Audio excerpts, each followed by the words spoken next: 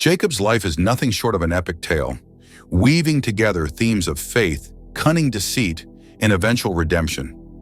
This remarkable story resonates through the generations, offering timeless lessons for us all. In a world where cleverness and trickery often seem to gain the upper hand over honesty and moral uprightness, the life of Jacob forces us to face some challenging truths about both the flawed nature of humanity and God's higher, sovereign plan. Have you ever paused to consider how God, in His infinite wisdom, can take flawed, imperfect individuals and still use them as instruments to carry out His divine purposes? Prepare yourself for a fascinating and thought-provoking journey, one that will challenge your understanding of both justice and mercy as we delve into the unexpected beginnings of a nation chosen by God. Genesis 25:21 brings us into the story of a couple facing deep distress and personal struggle. Isaac prayed to the Lord on behalf of his wife because she was barren. The Lord answered his prayer, and his wife Rebekah became pregnant. In the culture of ancient times, being barren was often regarded as a curse or sign of disfavor, and Rebekah bore the heavy weight of this stigma for 2 long decades. Picture the depth of sorrow and despair that must have filled the hearts of Isaac and Rebekah, the designated heirs to the great promise made to Abraham, yet seemingly unable to bring forth the next generation. God's response to Isaac's heartfelt prayer came, but it was not without its own challenges. Genesis 25:22-23 describes, "The babies jostled each other within her, and she said, 'Why is this happening to me?' So she went to inquire of the Lord. The Lord said to her, 'Two nations are in your womb, and 2 peoples from within you will be separated. One people will be stronger than the other, and the older will serve the younger.'" Rebekah's turbulent pregnancy was a prophetic sign, foreshadowing the intense conflict that would not only shape the destinies of her 2 sons, but would also ripple across entire nations. This divine revelation challenged and overturned the customary order of society, where the firstborn traditionally held dominance. Even before their birth, it was decreed that the younger would take precedence over the elder, reversing the expected order of inheritance and leadership.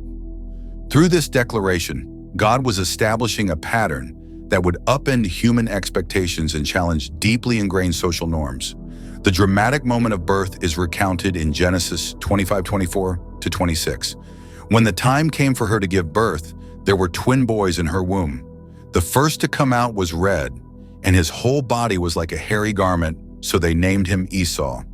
After this, his brother came out with his hand grasping Esau's heel, so he was named Jacob.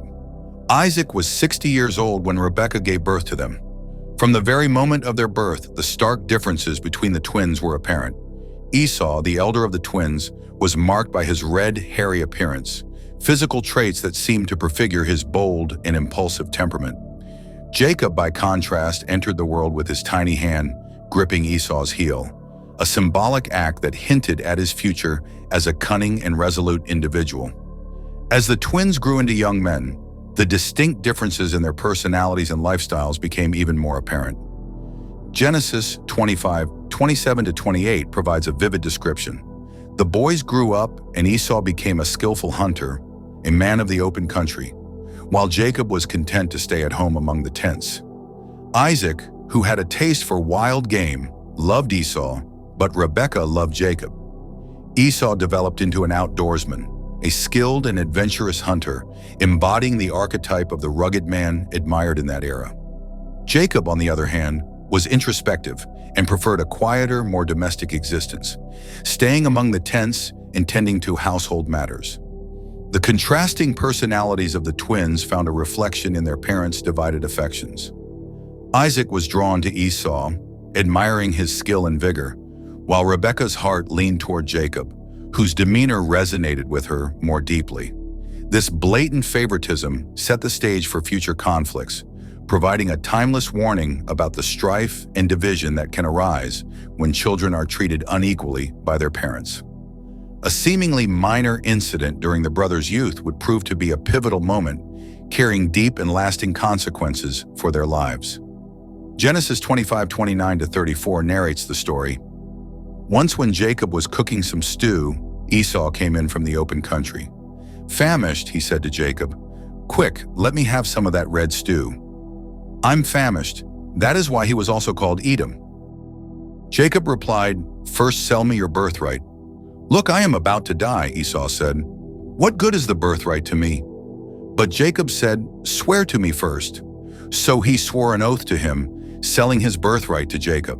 Then Jacob gave Esau some bread and lentil stew. He ate and drank and then got up and left. So Esau despised his birthright. This brief yet impactful episode sheds significant light on the personalities and priorities of both Esau and Jacob. Esau, guided by his impulsive nature and consumed by his immediate hunger, recklessly gave up his birthright, a role of immense honor and duty within their patriarchal society, for nothing more than a meal. His dramatic declaration of being near death highlights his propensity for exaggeration and his inability to see beyond the demands of the moment.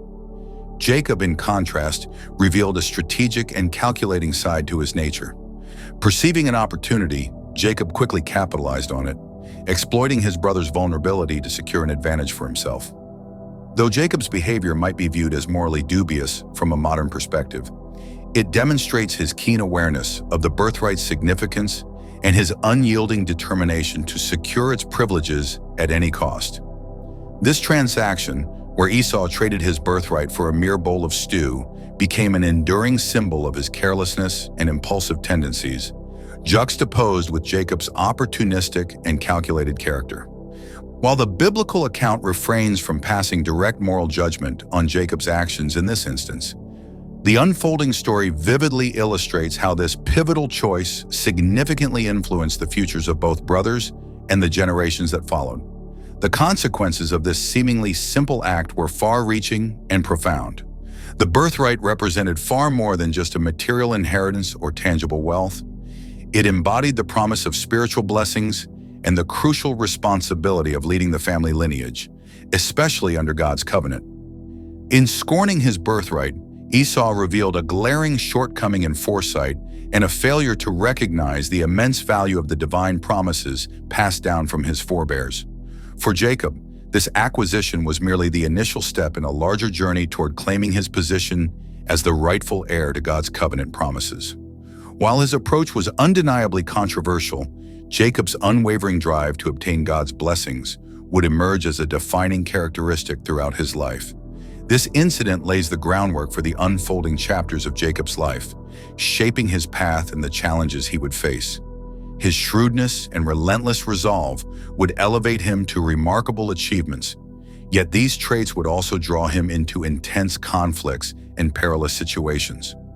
Jacob's life serves as a powerful reminder that God, in his sovereignty, can work through our flaws and shortcomings to accomplish his grander purposes. Genesis 27:1-4 ushers us into a pivotal moment in Isaac's later years.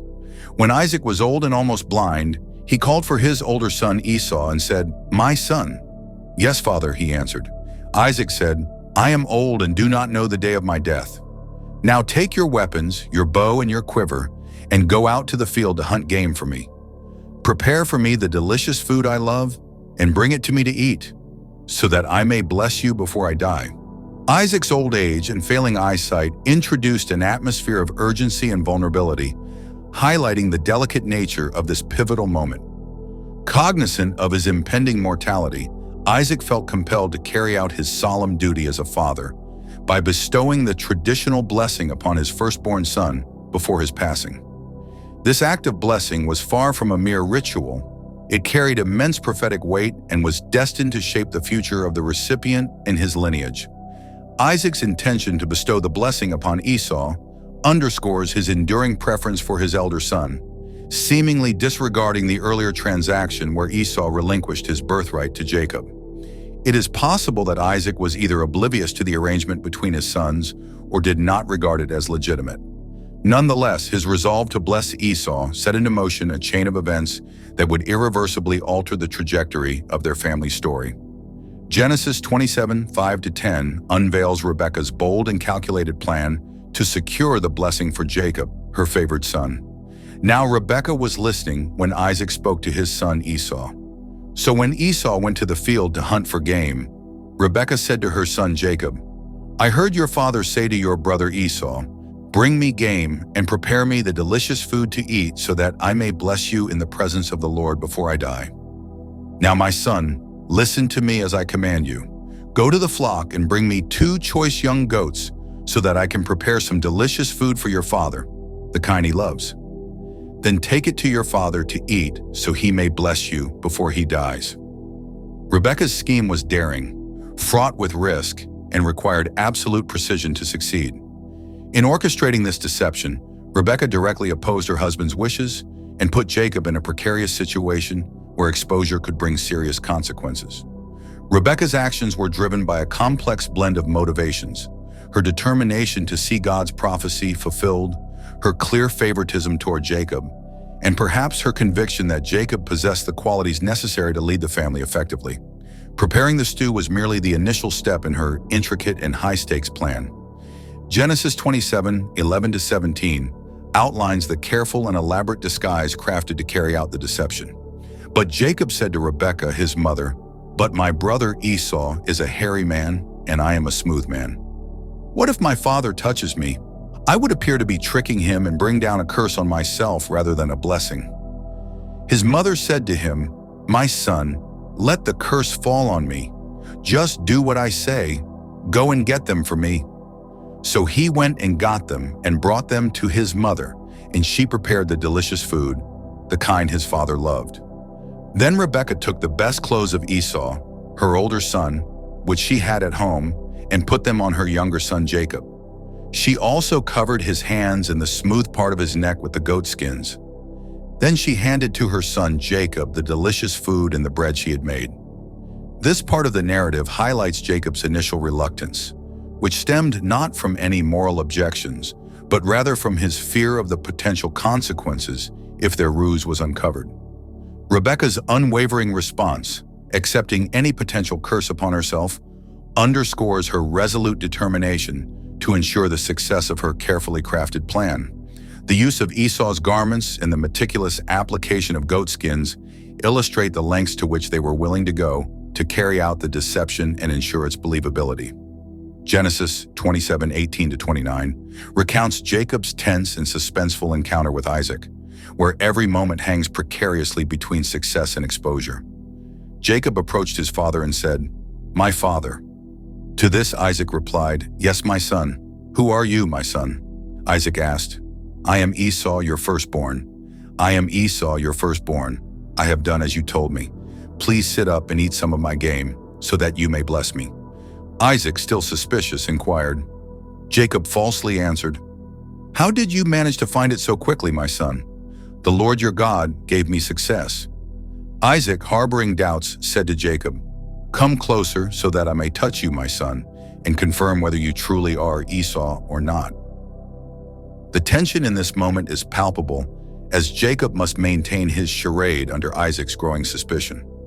Jacob continues to lie throughout the encounter, going as far as invoking God's name to strengthen the believability of his deception.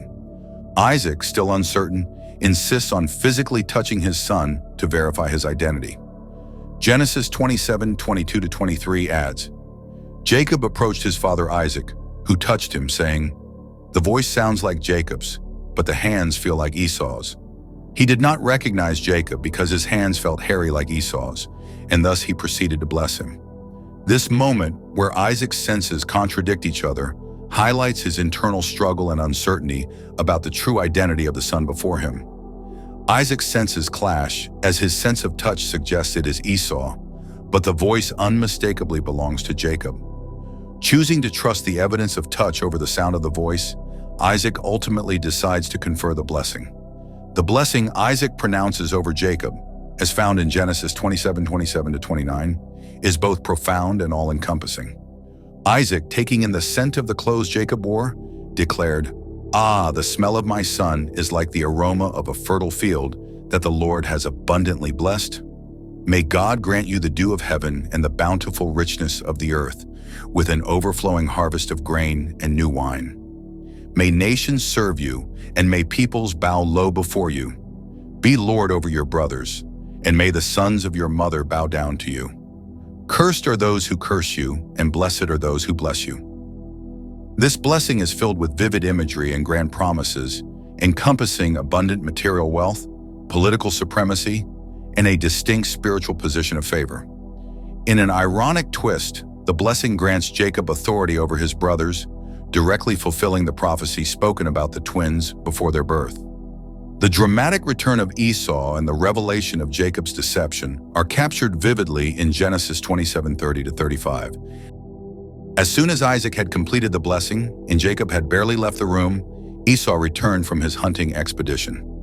He too prepared some delicious food and brought it to his father.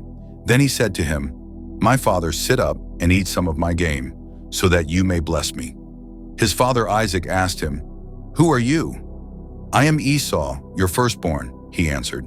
Isaac trembled violently and said, "Who was it then that hunted game and brought it to me? I ate it just before you came, and I blessed him, and indeed he will be blessed." Hearing these words, Esau let out a loud, bitter wail and pleaded with his father, "Bless me, even me also, O my father." But he said, "Your brother came deceitfully and took your blessing." Isaac's intense trembling reveals the depth of his shock and dismay upon realizing the full extent of the deception that had taken place. His firm statement, "And indeed he will be blessed," reflects his recognition that the blessing, once bestowed, carried a binding and irrevocable power. The blessing Isaac pronounced was no ordinary paternal wish. It carried the weight of a divine prophecy, destined to shape the lives of generations to come. The depth of Esau's heartbreak is unmistakable and deeply moving. Genesis 27:36-38 vividly portrays Esau's pain and frustration as he exclaimed, "Isn't he rightly named Jacob? This is the second time he has taken advantage of me. He took my birthright and now he's taken my blessing." Then he asked, "Haven't you reserved any blessing for me?" Isaac replied to Esau with regret, "I have made him lord over you and have made all his relatives his servants, and I have sustained him with grain and new wine. So what can I possibly do for you, my son?" Esau said to his father, "Do you have only one blessing, my father? Bless me too, my father." Then Esau wept aloud. Esau's profound anguish reveals not only the weight of his loss, but also his earlier inability to fully comprehend the immense value of the birthright he so carelessly discarded. It is only in this moment of irreversible loss that Esau comes to realize the true significance of what he has surrendered. Esau's heartfelt plea for even a fragment of a blessing is both touching and heartrending. In Genesis 27:39-40, Isaac grants Esau a secondary blessing, a bittersweet consolation in the shadow of what has been lost. His father Isaac answered him, "Your dwelling will be away from the earth's richness, away from the dew of heaven above. You will live by the sword, and you will serve your brother. But when you grow restless, you will throw his yoke from off your neck." Unlike Jacob's rich and promising blessing, Esau's foretold a life of hardship and strife, both for himself and his lineage.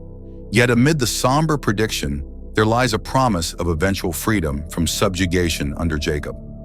Esau's anger boils over into an immediate and deadly resolve, as Genesis 27:41 reveals. Esau harbored a deep grudge against Jacob for receiving their father's blessing.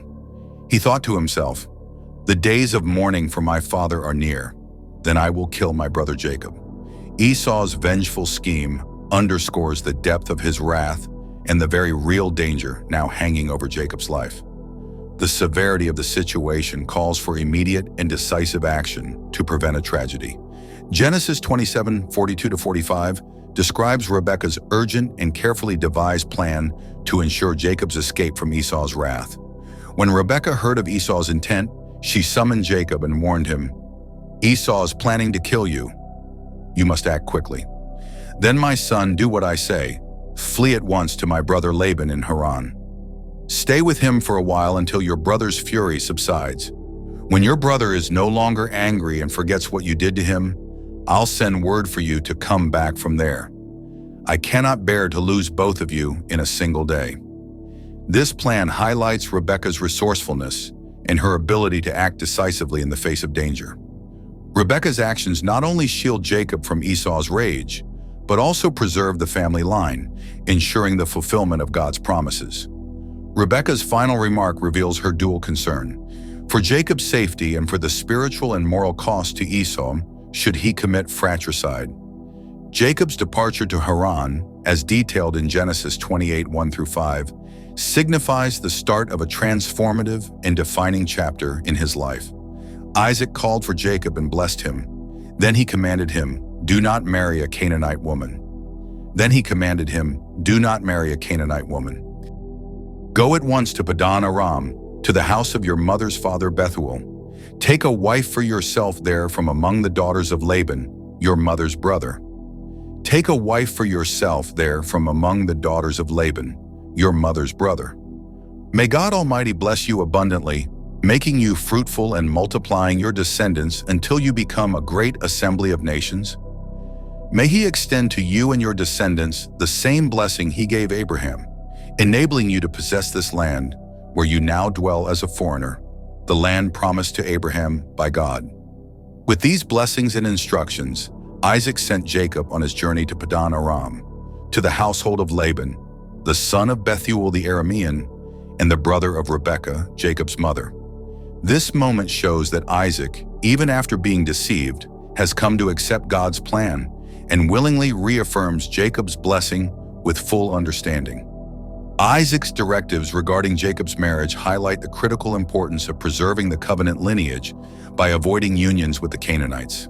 And so Jacob sets out on his journey, leaving in his wake a fractured family and a brother consumed with anger. Jacob's journey to Haran represents not merely a flight from danger, but the commencement of a profound spiritual evolution. The experiences that await Jacob will mold his character and prepare him for his destiny as Israel, the patriarch of the 12 tribes. Jacob's story of deception and eventual flight serves as a profound reminder that God, in His sovereignty, can transform even our flawed motives, whether driven by ambition or fear, into instruments of His divine plan. This account further underscores the enduring effects of our choices and highlights the intricate, often tumultuous, dynamics of family relationships. Genesis 28, 10-11 sets the stage for Jacob's fateful journey toward Haran, where his life would take a significant turn. Jacob departed from Beersheba and began his journey to Haran. When he reached a certain place, he stopped for the night because the sun had set. Taking one of the stones there, he put it under his head and lay down to sleep. Picture Jacob for the first time in his life, completely alone, fleeing the comfort of his home and lying vulnerable in the wilderness with nothing but a stone as his pillow. In this moment of solitude and vulnerability, God intervenes powerfully, choosing to reveal Himself to Jacob in a profound and extraordinary manner. Genesis 28, 12-15 recounts the pivotal moment when Jacob has a dream that would forever shape his understanding of God's presence and promises. He had a dream in which he saw a stairway resting on the earth with its top reaching to heaven, and the angels of God were ascending and descending on it. There above it stood the Lord, and He said, "I am the Lord, the God of your father Abraham and the God of Isaac. I will give you and your descendants the land on which you are lying. Your descendants will be like the dust of the earth, and you will spread out to the west and to the east, to the north and to the south. All peoples on earth will be blessed through you and your offspring. I am with you and will watch over you wherever you go, and I will bring you back to this land. I will not leave you until I have done what I have promised you." This remarkable vision of a stairway to heaven symbolizes the profound connection between heaven and earth and serves as a reassurance of God's continuous presence and involvement in Jacob's life. The promises conveyed in this vision reiterate the blessings granted to Abraham and Isaac, now extending them explicitly to Jacob as part of God's covenant. Jacob's reaction, detailed in Genesis 28:16-22, reflects a significant spiritual awakening and a deepening awareness of God's presence. When Jacob awoke from his sleep, he thought, "Surely the Lord is in this place, and I was not aware of it." He was afraid and said, "How awesome is this place? This is none other than the house of God. This is the gate of heaven." Early the next morning, Jacob took the stone he had placed under his head and set it up as a pillar and poured oil on top of it. He called that place Bethel, though the city used to be called Luz. Then Jacob made a vow, saying, "If God will be with me and will watch over me on this journey I'm taking, and will give me food to eat and clothes to wear so that I return safely to my father's household, then the Lord will be my God. And this stone that I have set up as a pillar will be God's house, and of all that you give me I will give you a tenth." This declaration signifies the inception of a personal and covenantal relationship between Jacob and God. For the first time, Jacob recognizes and embraces God not solely as the deity of his ancestors, but as his own God. Jacob's arrival in Haran, as described in Genesis 29, 1 through 12, reaches a significant moment with his encounter with Rachel by the well. Jacob resumed his journey and eventually arrived in the territory of the eastern peoples. There he saw a well in the field with 3 flocks of sheep lying near it, because the flocks drank from that well. A large stone covered the mouth of the well. When all the flocks were gathered there, the shepherds would roll the stone away from the well's mouth and water the sheep. Then they would return the stone to its place over the mouth of the well.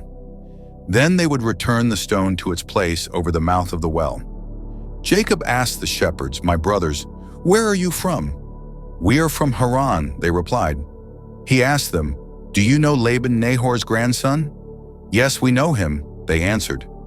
Then Jacob asked, "Is he well?" "Yes, he is," they said. "And here comes his daughter Rachel with the sheep." "Look," Jacob said, "the sun is still high. It is not time for the flocks to be gathered. Water the sheep and take them back to graze." "We can't," they replied, "until all the flocks are gathered and the stone has been rolled away from the well's mouth. Then we will water the sheep." While he was still talking with them, Rachel came with her father's sheep, for she was a shepherdess.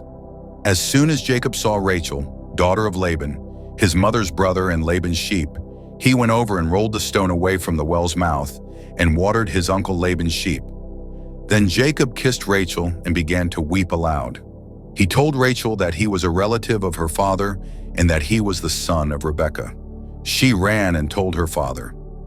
This meeting at the well mirrors key moments in Jacob's family history, notably the story of Abraham's servant finding Rebekah at a well, which also marked the beginning of a divinely guided union. Jacob's feat of single-handedly removing the heavy stone from the well not only highlights his remarkable physical strength, but also reveals his eagerness to impress Rachel and gain her favor. The reunion between Jacob and Laban's family, as recounted in Genesis 29, 13-14, is marked by warmth and heartfelt hospitality. As soon as Laban heard the news about Jacob, his sister's son, he hurried to meet him. He embraced him and kissed him and brought him to his home, and there Jacob told him all these things. Then Laban said to him, "You are my own flesh and blood." Laban's warm welcome soon transitions into a formal work arrangement, as detailed in Genesis 29, 15-20, revealing his shrewd and calculating nature. Laban said to Jacob, "Because you are a relative of mine, should you work for me for nothing? Tell me what your wages should be." Laban had 2 daughters. The name of the older was Leah, and the name of the younger was Rachel. Leah had weak eyes, but Rachel had a lovely figure and was beautiful. Jacob was in love with Rachel and said, "I'll work for you 7 years in return for your younger daughter Rachel." Laban said, "It's better that I give her to you than to some other man. Stay here with me." So Jacob served 7 years to get Rachel, but they seemed like only a few days to him because of his love for her. The terms of this agreement highlight Jacob's profound love and unwavering commitment to Rachel, as well as Laban's cunning and opportunistic character. Jacob's 7 years of hard labor serve as an ironic reversal of his earlier life, where he relied on cunning and deceit to achieve his goals. The same Jacob who once deceived his father and brother now finds himself working with steadfast dedication for 7 long years. The account of Jacob's unexpected and deceptive marriage is vividly described in Genesis 29, 21-25. Then Jacob said to Laban, "Give me my wife, for my time is completed that I may go into her." So Laban brought together all the people of the place and gave a feast. But when evening came, Laban took his daughter Leah and gave her to Jacob, and he slept with her. Laban gave his servant Zilpah to his daughter as her attendant. When morning came, there was Leah. So Jacob said to Laban, "What is this you have done to me? I served you for Rachel, didn't I? Why have you deceived me?" This situation is steeped in irony and cannot go unnoticed. Jacob, who once exploited his father's blindness to commit deception, now finds himself deceived under the cover of darkness on his wedding night. Jacob's anguished question, "Why have you deceived me?" serves as a poignant reflection of the very words Esau likely uttered to him years earlier, highlighting the cyclical nature of deceit. Laban's reply to Jacob's outrage, along with the new terms of their agreement, is detailed in Genesis 29:26-30. Laban replied, "It is not our custom to give the younger daughter in marriage before the older one finish this daughter's bridal week. Then we will give you the younger one in return for another 7 years of work." And Jacob did so. He finished the week with Leah, and then Laban gave him his daughter Rachel to be his wife. Laban gave his servant Bilhah to his daughter Rachel as her attendant. Jacob lay with Rachel also, and he loved Rachel more than Leah, and he worked for Laban another 7 years. As a result, Jacob ends up married to 2 sisters, a circumstance that sets the stage for intense rivalry and ongoing conflict within the family in the years ahead. Jacob's deep and preferential love for Rachel reflects the favoritism he experienced from his own parents, continuing a pattern of family tension and rivalry. The birth of Jacob's children takes place within a framework of ongoing competition and discord. Genesis 29 verses 31-35 and Genesis 30 verse 24 describe how Leah gave birth to Reuben, Simeon, Levi, and Judah. Rachel, struggling with infertility, offers her servant Bilhah to Jacob, and Bilhah gives birth to Dan and Naphtali on Rachel's behalf. When Leah realizes she is no longer bearing children, she also gives her servant Zilpah to Jacob, who bears Gad and Asher for her. Later, Leah conceives once more and gives birth to 2 more sons, Issachar and Zebulun. At last, Rachel herself conceives and bears Joseph, the long-awaited son of her own body. This sequence of births is marked by an intense rivalry between the sisters, each vying to secure Jacob's affection and status through childbearing. The names chosen for these children often reveal the deep emotions, aspirations, and struggles of their mothers. Jacob's years in Haran saw him transform from a single man into the patriarch of a large and intricate family. Amid deceit, relentless labor, and family rivalries, Jacob starts to encounter the consequences of his earlier choices and actions. Yet amidst these challenges, God's promise to make Jacob into a great nation begins to unfold slowly but surely. In Genesis chapter 30, verses 25-28, we witness the emergence of Jacob's longing to return to his homeland. Following Rachel's delivery of Joseph, Jacob approached Laban saying, "Send me on my way so I may return to my homeland. Allow me to take my wives and children, for whom I have labored faithfully, and let me depart. You are well aware of the effort and dedication with which I have served you." But Laban responded, "If I have found favor in your eyes, I ask that you remain. I have discerned through divination that the Lord has blessed me on account of you," he continued. "Name your price and I will pay it." This interaction underscores the tension between Jacob's yearning to leave and Laban's determination to retain him, recognizing the prosperity Jacob's presence has brought. Jacob's remarkable success as a shepherd is detailed in Genesis chapter 30, verses 29-43.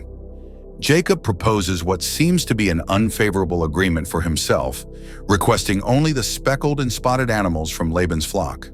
Yet through a blend of strategic breeding practices and what appears to be divine intervention, Jacob's wealth grows exponentially. In Genesis chapter 31, verses 2-3, we read of the mounting jealousy among Laban's sons and God's directive for Jacob to return to his homeland. Jacob overheard Laban's sons accusing, "Jacob has taken everything that belonged to our father and gained all this wealth at our father's expense." Jacob also observed that Laban's attitude toward him had noticeably changed. At this time, the Lord spoke to Jacob, saying, "Return to the land of your ancestors and to your relatives, and I will be with you." The covert planning of Jacob's departure is recounted in Genesis chapter 31, verses 4-13, where he explains the circumstances to Rachel and Leah, sharing a dream in which God commanded him to leave. Jacob's wives, Rachel and Leah, fully support his decision, recognizing the unjust treatment they had endured at their father Laban's hands. Genesis chapter 31 verses 17 to 21 narrates the secretive escape that took place while Laban was shearing his sheep. Jacob placed his wives and children on camels and led his livestock and possessions, everything he had acquired in Padan Aram, toward the land of Canaan, where his father Isaac resided. While Laban was occupied shearing his sheep, Rachel secretly stole her father's household gods. Additionally, Jacob avoided informing Laban, the Aramean, of his plans, effectively deceiving him about the escape. Jacob fled with all his possessions, crossing the Euphrates River and traveling toward the hill country of Gilead. Rachel's theft of the household gods introduces an additional layer of complexity, perhaps reflecting her struggle to fully sever ties with her family and heritage. The relentless pursuit by Laban is detailed in Genesis chapter 31, verses 22 to 25. On the third day, Laban was told that Jacob had fled, taking his relatives with him. Laban pursued Jacob for 7 days and caught up with him in the hill country of Gilead. Then God came to Laban the Aramean in a dream at night and said to him, "Be careful not to say anything to Jacob, either good or bad." Jacob had pitched his tent in the hill country of Gilead when Laban overtook him, and Laban and his relatives camped there too. The warning that God gave to Laban in a dream serves as a clear example of how God continued to watch over and safeguard Jacob, even during times when Jacob's behavior might have been seen as less than upright. The confrontation between Jacob and Laban on Mount Gilead is recounted in Genesis chapter 31, verses 26 to 42. Laban accuses Jacob of leaving secretly and taking his household gods without permission. Unaware of Rachel's theft, Jacob confidently permits Laban to conduct a thorough search of the camp. Rachel, seated on the stolen gods, cleverly deceives her father by claiming she cannot rise due to her menstrual cycle, effectively stopping him from discovering their hiding place. Jacob, growing exasperated, finally voices his grievances about Laban's unjust treatment over the past 2 decades. "For 20 years I was with you. Your sheep and goats did not miscarry, nor did I eat rams from your flocks. I did not bring you animals torn by wild beasts. I bore the loss myself, and you demanded payment from me for whatever was stolen by day or night. The heat consumed me in the daytime, and the cold at night, and sleep fled from my eyes. It was like this for 20 years I was in your household. I worked for you 14 years for your 2 daughters and 6 years for your flocks, and you changed my wages 10 times.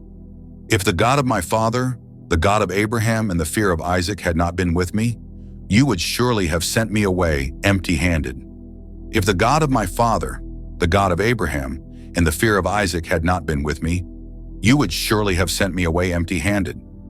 Jacob's fervent speech highlights his deep awareness of the wrongs he has endured and underscores his strong conviction that God has intervened on his behalf to bring about justice. In Genesis chapter 31, verses 43 to 55, we see the establishment of a covenant between Jacob and Laban. They constructed a heap of stones to serve as a symbolic witness to their mutual agreement not to harm one another. Laban named the heap Jegar Sahadutha in Aramaic, while Jacob referred to it as Galid in Hebrew, both meaning heap of witness.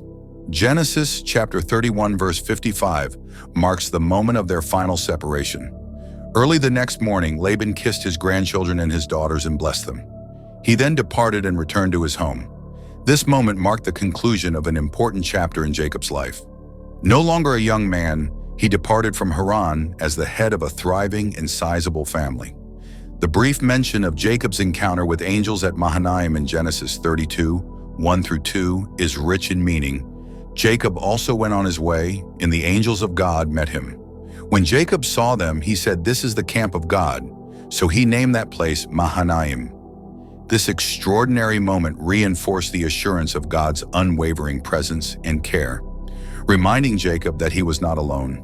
It symbolized divine support during a crucial juncture in his life, as he braced himself for the daunting prospect of meeting his estranged brother Esau after years of separation and unresolved conflict. Genesis 32, 3-21 recounts Jacob's meticulous preparations for his highly anticipated and anxiety-filled reunion with Esau. Jacob sends messengers ahead to inform Esau of his arrival. However, when the messengers return, they bring alarming news.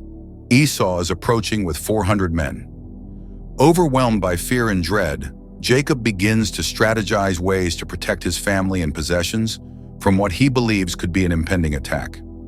Driven by a combination of fear and resourcefulness, Jacob splits his caravan into two separate camps, reasoning if Esau comes and attacks one camp, the other camp may escape. This pragmatic decision reflected both his deep apprehension and his determination to preserve at least part of his family and belongings in the event of an aggressive confrontation. Jacob's response to his fear is a heartfelt and humble prayer to God, as recorded in Genesis 32, 9-12.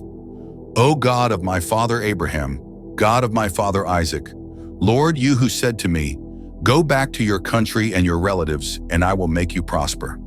His prayer reflects a profound reliance on God's promises, even as he grapples with his own sense of unworthiness. "I am unworthy of all the kindness and faithfulness you have shown your servant. I had only my staff when I crossed this Jordan, but now I have become two camps. Save me, I pray, from the hand of my brother Esau, for I am afraid he will come and attack me, and also the mothers with their children. But you have said, 'I will surely make you prosper and will make your descendants like the sand of the sea, which cannot be counted.'" Through this fervent prayer, Jacob reveals the profound tension within him, a mix of fear and faith. He clings to God's promises of prosperity and protection, while candidly admitting his own feelings of inadequacy and helplessness. Alongside his prayers, Jacob takes proactive steps by assembling an impressive gift for Esau, strategically dividing it into several groups and sending them ahead with the hope of softening Esau's heart and averting any potential hostility. This gesture demonstrates Jacob's diplomatic efforts and desire for reconciliation. After 2 decades of separation, Jacob's careful preparations culminate in a pivotal moment. The young fugitive who fled in fear returns as a wealthy and influential patriarch, yet he remains deeply aware of the unresolved consequences of his past actions and his ongoing dependence on God's guidance and grace. Genesis 32, 22-32 recounts one of the most mysterious and life-changing moments in Jacob's journey, his nocturnal wrestling match with an angel at Peniel. That night, Jacob got up and took his 2 wives, his 2 female servants, and his 11 sons, and crossed the ford of the Jabbok. After he had sent them across the stream, he sent over all his possessions. So Jacob was left alone, and a man wrestled with him till daybreak. This intense physical and spiritual confrontation represents Jacob's internal struggle, not only with the guilt and fears of his past, but also with the uncertainties and responsibilities of his future. It encapsulates a turning point where Jacob wrestles not just with a mysterious figure, but with the identity and destiny God has in store for him. When the man saw that he could not overpower him, he touched the socket of Jacob's hip so that his hip was wrenched as he wrestled with the man. Then the man said, "Let me go, for it is daybreak." This moment underscores both Jacob's unyielding determination and the mysterious figure's supernatural power.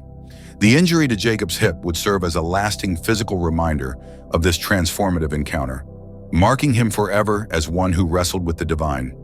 But Jacob replied, "I will not let you go unless you bless me." This insistence reveals Jacob's recognition of the significance of the moment and his unrelenting desire for God's favor. The man asked him, "What is your name?" "Jacob," he answered. By stating his name, Jacob confronts his identity, the deceiver, and prepares for the transformation God is about to bring into his life. Then the man said, "Your name will no longer be Jacob, but Israel, because you have struggled with God and with humans and have overcome." The renaming of Jacob to Israel symbolizes a complete transformation in his life. The title supplanter, associated with his earlier cunning ways, is replaced with a new identity, one who struggles and prevails with God. This pivotal moment redefines Jacob's relationship with God and his role in the covenant as the forefather of a chosen nation. From this life-changing encounter, Jacob emerges both blessed and broken. The limp caused by the injury to his thigh becomes a permanent reminder of his struggle and victory, serving as a tangible sign of his profound interaction with the divine and the cost of transformation. The long-dreaded reunion with Esau finally takes place in Genesis 33, 1-11. Jacob looked up and saw Esau approaching, and with him were 400 men. So he divided the children among Leah, Rachel, and the 2 maids. He put the maids and their children in front, Leah and her children next, and Rachel and Joseph last. He himself went on ahead and bowed down to the ground 7 times as he approached his brother. Jacob's deliberate gestures of bowing 7 times as he approaches Esau illustrate his humility and earnestness in seeking to mend their fractured relationship. This act of submission signifies his readiness to make amends for past wrongs and his hope for peace. Contrary to Jacob's fears, Esau's reaction is unexpectedly warm and heartfelt. But Esau ran to meet Jacob and embraced him. He threw his arms around his neck and kissed him, and they wept. The reunion between Jacob and Esau is deeply moving and filled with unexpected grace. Esau's embrace and tears reveal the healing of past grievances, demonstrating that time, coupled with God's providence, can mend even the deepest wounds. The subsequent conversation between Jacob and Esau reveals the generous spirit of both brothers. Despite Esau's warm reception, Jacob insists that he accept the lavish gifts he prepared. "Please accept the gift that was brought to you, for God has been gracious to me, and I have all I need." This act underscores Jacob's gratitude to God and his genuine desire to demonstrate goodwill and repair their relationship. Following this heartfelt reunion, Jacob and Esau part on peaceful terms. Genesis 33:16-17 notes, "That day, Esau started on his way back to Seir. Jacob, however, went to Succoth, where he built a place for himself and made shelters for his livestock. That is why the place is called Succoth." Jacob's settlement first in Succoth and then in Shechem signifies the start of a fresh chapter in his life. These moves not only represent his journey towards stability, but also highlight God's continued guidance as he navigates new challenges and opportunities. Genesis 33:18-20 recounts, "After Jacob came from Paddan Aram, he arrived safely at the city of Shechem in Canaan and camped within sight of the city. For 100 pieces of silver, he bought from the sons of Hamor, the father of Shechem, the plot of ground where he pitched his tent. There he erected an altar and called it El Elohe Israel." Jacob's sense of peace and stability in Shechem is abruptly disrupted by a tragic incident involving his daughter Dinah, as recounted in Genesis 34. This event would lead to a chain reaction of violence and tension, deeply affecting Jacob's family and their standing among the local inhabitants. Genesis 34 narrates the heartbreaking violation of Dinah. Dinah, the daughter Leah had borne to Jacob, went out to visit the women of the land. When Shechem, son of Hamor the Hivite, the ruler of that area, saw her, he took her and raped her. The assault on Dinah becomes the catalyst for a series of tragic and violent events. Although Shechem professes love for Dinah and seeks to marry her, the outrage felt by Jacob's sons, especially Simeon and Levi, drives them to craft a deceptive and deadly plan for revenge, intensifying the tension between Jacob's family and the local community. Under the guise of reconciliation, Jacob's sons deceive the Shechemites by demanding that all the men undergo circumcision as a prerequisite for the marriage between Dinah and Shechem. However, while the Shechemites are weakened and recovering, Simeon and Levi launch a brutal attack on the city, killing all the men and exacting a devastating vengeance that escalates the conflict to new heights. Jacob is deeply troubled by the consequences of his son's actions. Genesis 3,430 records. "Then Jacob said to Simeon and Levi, 'You have brought trouble on me by making me a stench to the Canaanites and Perizzites. The people living in this land, we are few in number. If they join forces against me and attack me, I and my household will be destroyed.' Following this deeply unsettling event, God directs Jacob to return to Bethel. This instruction signifies a call for spiritual renewal and a reminder of God's enduring covenant with him. Genesis 35:2-3 illustrates Jacob's leadership as he prepares his household for a sacred encounter with God.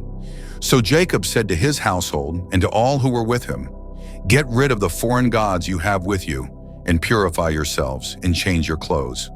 Then come, let us go up to Bethel, where I will build an altar to God who answered me in my day of distress and who has been with me wherever I have gone." At Bethel, God reaffirms the covenantal promises given to Jacob and solidifies his transformation by formally changing his name to Israel. Genesis 35:10 through 12 recounts, "God said to him, 'Your name is Jacob, but you will no longer be called Jacob. Your name will be Israel.'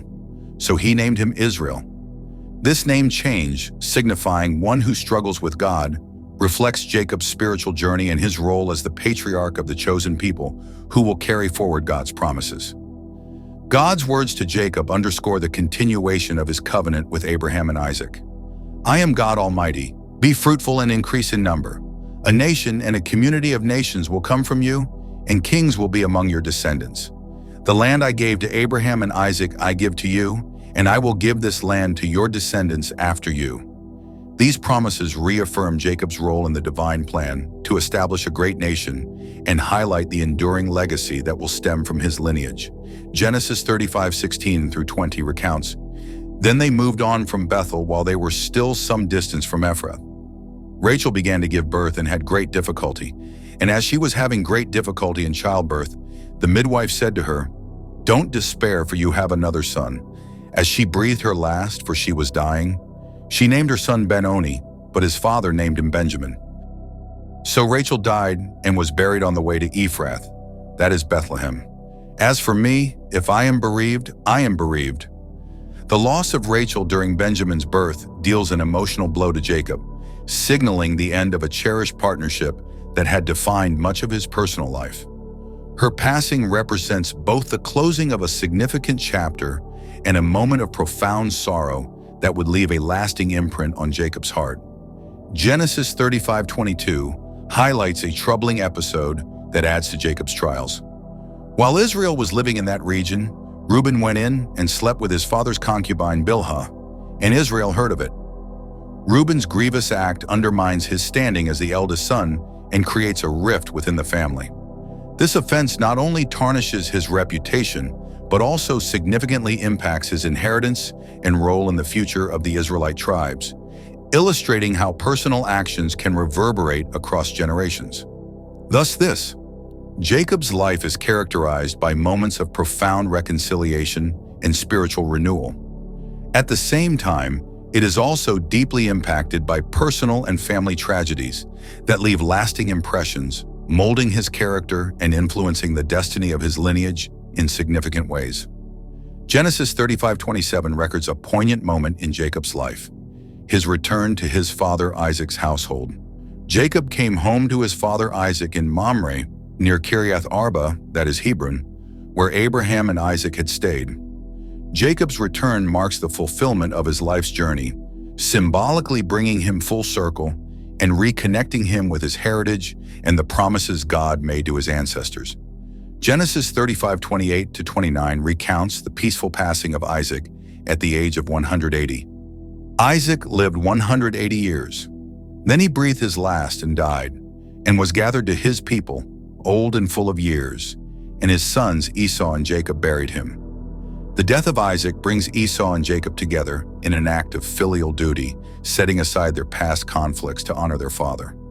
This moment of shared grief highlights the enduring ties of family, even amidst the fractures and divisions of their lives. The story transitions to focus on Joseph, Jacob's favored son. Genesis 37:3-4 states, "Now Israel loved Joseph more than any of his other sons, because he had been born to him in his old age, and he made an ornate robe for him.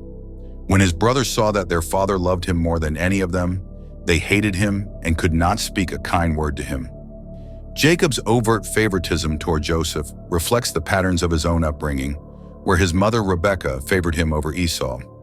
This inherited dynamic fosters jealousy and animosity among Joseph's brothers, sowing seeds of discord that will profoundly shape their family story. The ornate robe Jacob gives to Joseph, often referred to as the coat of many colors, serves as a vivid material representation of his preferential love. This garment not only distinguishes Joseph from his brothers, but also exacerbates their resentment, becoming a symbol of division within the family. Joseph's prophetic dreams, described in Genesis 37, 5 through 11, further ignite his brother's envy. In the first dream, Joseph envisions his sheaf of wheat rising above his brothers, whose sheaves bow down to him. In the second dream, he sees the sun, moon, and 11 stars bowing to him. These visions, while foreshadowing Joseph's future leadership, are perceived as arrogance by his family and deepen the hostility between him and his brothers. Despite their dismissive and hostile reactions, Joseph's dreams hint at his divine destiny to rise to a position of prominence and eventually save his family during a time of great crisis. These dreams, misunderstood and resented, lay the groundwork for the extraordinary twists in Joseph's journey. The betrayal of Joseph by his brothers marks a devastating and pivotal moment in their family's narrative. Genesis 37:18-20 describes their premeditated malice. But they saw him from a distance, and before he reached them, they plotted to kill him. "Here comes that dreamer," they said. "Come now, let's kill him and throw him into one of these cisterns and say that a ferocious animal devoured him." Their jealousy culminates in a shocking act of betrayal as they conspire to rid themselves of Joseph and his perceived superiority. Reuben, the eldest brother, attempts to mitigate the situation and prevent outright murder. Genesis 37:21-22 reveals his plea. "Let's not take his life. Don't shed any blood. Throw him into this cistern here in the wilderness, but don't lay a hand on him." Hoping to later rescue Joseph and return him to their father, Reuben's partial intervention spares Joseph from immediate death, but fails to prevent the unfolding tragedy. Judah's practical suggestion to sell Joseph ultimately prevails over the initial plan of murder. Genesis 37:26-28 recounts, "Judah said to his brothers, 'What will we gain if we kill our brother and cover up his blood? Come, let's sell him to the Ishmaelites and not lay our hands on him. After all, he is our brother, our own flesh and blood.'" This proposal reflects Judah's pragmatic approach, and while it spares Joseph's life, it reveals the brothers' willingness to prioritize their gain over familial bonds. Selling Joseph into slavery would become a pivotal moment, altering the course of his life and the destiny of their family. The brothers consent to Judah's plan, seizing the opportunity presented by passing Midianite merchants.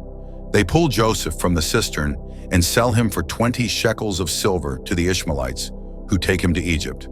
This cruel transaction not only reflects their jealousy, but also sets Joseph on a path of suffering and eventual triumph, as God's plan unfolds through their betrayal. The brothers execute a calculated deception to hide their crime. Genesis 37:31-33 explains, "Then they got Joseph's robe, slaughtered a goat, and dipped the robe in the blood. They took the ornate robe back to their father and said, 'We found this. Examine it to see whether it is your son's robe.'" This act of trickery not only covers up their betrayal, but also plunges Jacob into unimaginable grief as the bloodied robe convinces him that Joseph has been killed by a wild animal. Upon seeing the blood-soaked robe, Jacob immediately identifies it as Joseph's and concludes the worst. "It is my son's robe. Some ferocious animal has devoured him. Joseph has surely been torn to pieces." This mistaken belief devastates Jacob as he envisions the violent end of his beloved son. The anguish of Jacob's mourning is vividly portrayed in Genesis 37:34-35. "Then Jacob tore his clothes, put on sackcloth, and mourned for his son many days. All his sons and daughters came to comfort him, but he refused to be comforted. 'No,' he said, 'I will continue to mourn until I join my son in the grave.' So his father wept for him." Jacob's profound sorrow and refusal to be comforted reflect the depth of his love for Joseph, leaving him heartbroken and inconsolable. The loss of Joseph casts a long shadow over Jacob's life. Believing his son to be dead, Jacob carries an unbearable burden of grief, a sorrow so profound that no words or actions from his family can offer solace. This prolonged period of mourning becomes a defining aspect of Jacob's later years. The story shifts to a crisis of survival as famine strikes Canaan. Genesis 42:1-2 narrates Jacob's proactive response.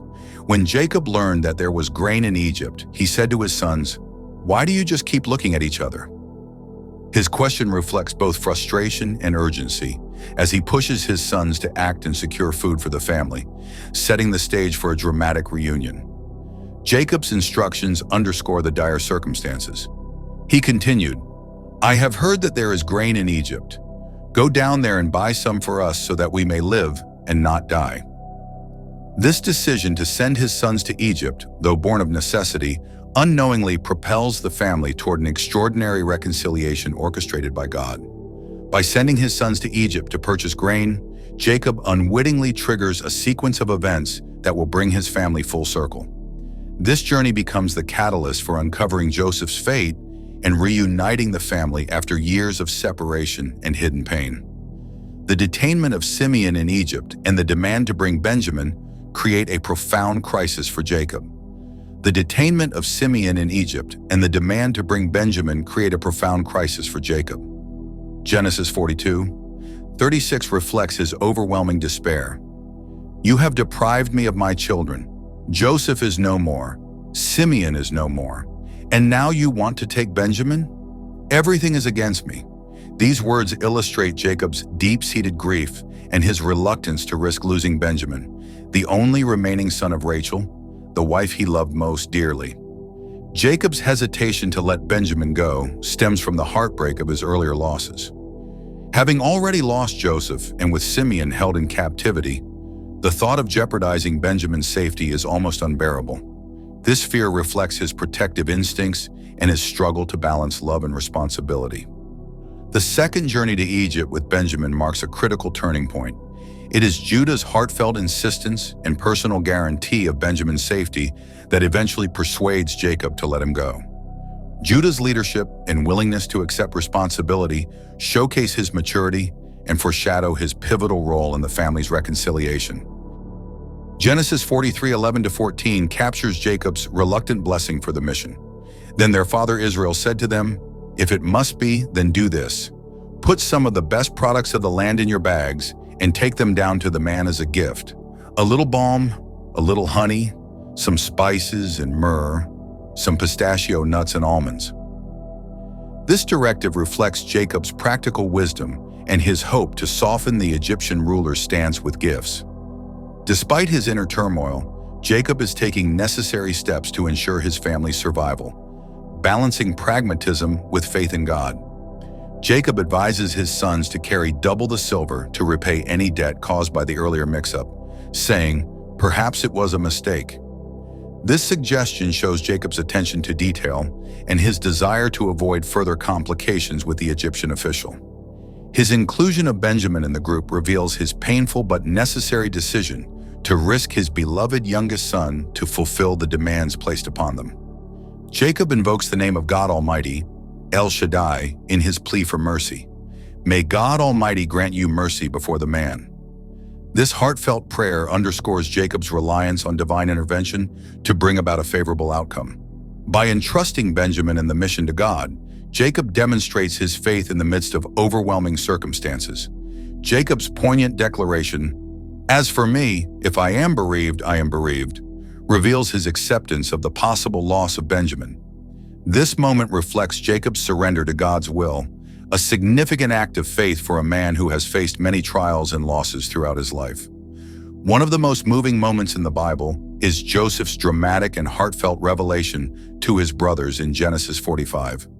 After years of separation and heartache, Joseph chooses a path of reconciliation rather than retribution, unveiling God's greater purpose in his life. This moment not only highlights Joseph's deep emotional struggle, but also reflects his unwavering trust in God's plan. When the moment of truth arrives, Joseph sends his brothers back to deliver a life-changing message to their father. Genesis 45:9-11 records his words, "Now hurry back to my father and say to him, 'This is what your son Joseph says. God has made me Lord of all Egypt. Come down to me. Don't delay.'" Joseph's urgency reflects his longing to reunite with Jacob and his gratitude for God's providence, which had transformed his suffering into an opportunity to save his family. "You shall live in the region of Goshen and be near me. You, your children and grandchildren, your flocks and herds and all you have, I will provide for you there, because 5 years of famine are still to come. Otherwise, you and your household and all who belong to you will become destitute. Joseph extends this heartfelt assurance to his family, promising safety, provision, and a life free from the devastation of the famine. This offer reflects both his authority in Egypt and his deep love for his family, fulfilling God's plan to protect Jacob's lineage. The astonishing invitation for Jacob to move to Egypt begins with shocking news. Genesis 45:26-28 recounts that his sons told him, "Joseph is still alive. In fact, he is ruler of all Egypt." Jacob was stunned. He did not believe them. Jacob's initial reaction reveals the emotional weight of decades of grief and disbelief at such unexpected and miraculous news. But when they told him everything Joseph had said to them, and when he saw the carts Joseph had sent to carry him back, the spirit of their father Jacob revived. And Israel said, "I'm convinced my son Joseph is still alive. I will go and see him before I die." This moment marks a significant emotional shift for Jacob, as his despair gives way to renewed hope. The sight of Joseph's provisions and his words of invitation inspire Jacob to prepare for the journey to Egypt, eager to reunite with his long-lost son. Jacob's hesitation to leave Canaan, the promised land, is understandable given the significance of the decision. However, God reassures him at Beersheba, as described in Genesis 46:2-4. And God spoke to Israel in a vision at night and said, "Jacob, Jacob." "Here I am," he replied. God's words provide the assurance Jacob needs, confirming that this move aligns with his divine purpose and plan for the family to prosper and grow into a great nation. Then God said, "I am God, the God of your father. Do not be afraid to go down to Egypt, for I will make you into a great nation there. I will go down to Egypt with you, and I will surely bring you back again, and Joseph's own hand will close your eyes." These comforting words from God provide Jacob with the courage and assurance he needs to undertake the journey. This divine promise confirms that God's presence will be with him and his family, transforming Egypt into a place where they will grow into a great nation, while holding on to the hope of eventually returning to the promised land. The account in Genesis 46:29 vividly describes the journey to Egypt and the long-awaited reunion between father and son. Joseph, overwhelmed with joy, had his chariot made ready and went to Goshen to meet his father Israel. As soon as Joseph appeared before him, he threw his arms around his father and wept for a long time. This emotional moment is the culmination of years of separation and sorrow, bringing healing to their relationship and fulfilling God's plan to restore their family. Israel said to Joseph, "Now I am ready to die, since I have seen for myself that you are still alive." Jacob's words reveal the deep contentment and gratitude he feels after reuniting with Joseph, knowing that his son is safe and thriving under God's providential care. This statement signifies the emotional closure Jacob has longed for, as he prepares to live out his remaining years in peace. Jacob's new chapter in Goshen brings stability and peace for his family. Genesis 47:7-10 recounts a significant moment when Joseph brought his father Jacob in and presented him before Pharaoh. After Jacob blessed Pharaoh, Pharaoh asked him, "How old are you?" This meeting highlights Jacob's dignity and faith as he blesses Pharaoh and reflects on his life, saying, "The years of my pilgrimage are 130. My years have been few and difficult, and they do not equal the years of the pilgrimage of my fathers." Despite his challenges, Jacob's act of blessing Pharaoh demonstrates his recognition of God's role in the unfolding story of his family and the nations. Then Jacob blessed Pharaoh and went out from his presence. Jacob's parting blessing is an act of faith and a symbol of the covenant relationship between God and his chosen people. By blessing Pharaoh, Jacob acknowledges the ruler's kindness and reflects his own role as a bearer of divine promises meant to impact all nations. The closing chapter of Jacob's life is marked by tranquility and blessings for his family. Genesis 47:27-28 captures this season of growth. The Israelites settled in Egypt, in the region of Goshen. They acquired property there and were fruitful and increased greatly in number. Jacob lived in Egypt 17 years, and the years of his life were 147. During these final years, Jacob witnessed his family's flourishing and experienced the fulfillment of God's promise to preserve and prosper his descendants, even in a foreign land. In Genesis 48 and 49, Jacob's final blessings carry profound significance. He adopts Joseph's sons, Ephraim and Manasseh, saying, They will be reckoned as mine, elevating them to the status of his own sons. This act not only honors Joseph, but also ensures that his legacy is doubly represented among the tribes of Israel. Jacob's blessings reveal his understanding of God's covenant promises and his role in passing them on to future generations. In a poignant parallel to his own life, Jacob deliberately crosses his hands during the blessing, bestowing the greater favor on the younger Ephraim, illustrating God's sovereignty over human traditions. The prophecies Jacob delivers to his 12 sons in Genesis 49 are deeply symbolic, offering profound insights into the roles their descendants will play in shaping the future of the nation of Israel. Each of Jacob's sons is given a unique blessing, or at times a rebuke, that outlines their character and foretells the role their tribe will play in Israel's future. Jacob provides explicit and unwavering instructions regarding his burial, underscoring his desire to be laid to rest with his ancestors in the Promised Land. Genesis 49:29 through 32 records Jacob's final instructions. I am about to be gathered to my people. Bury me with my fathers in the cave, in the field of Ephron the Hittite, the cave in the field of Machpelah near Mamre in Canaan, which Abraham bought along with the field as a burial place from Ephron the Hittite. There Abraham and his wife Sarah were buried. There Isaac and his wife Rebekah were buried, and there I buried Leah.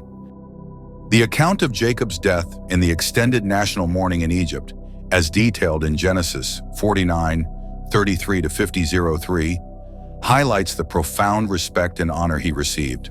After imparting his final instructions to his sons, Jacob pulled his feet up into the bed, took his last breath, and peacefully joined his ancestors in eternal rest.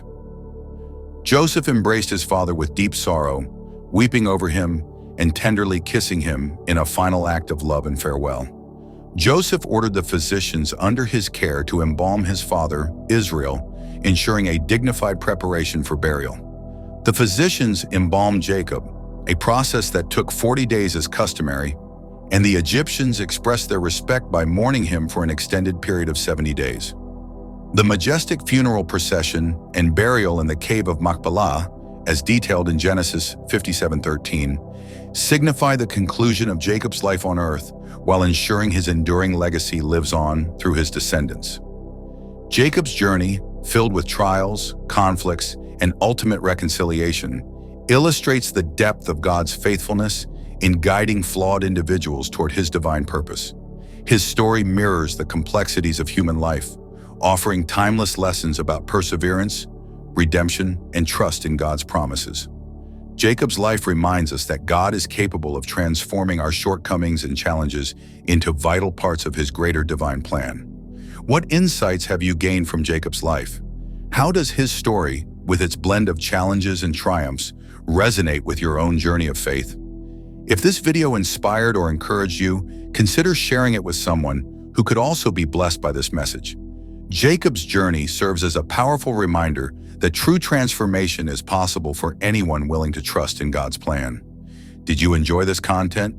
Be sure to subscribe to the channel and activate notifications so you'll never miss our upcoming videos about biblical characters and the invaluable lessons their lives offer. Remember, just as God's hand was evident in Jacob's life, he is eager to work in your life as well. See you in the next video.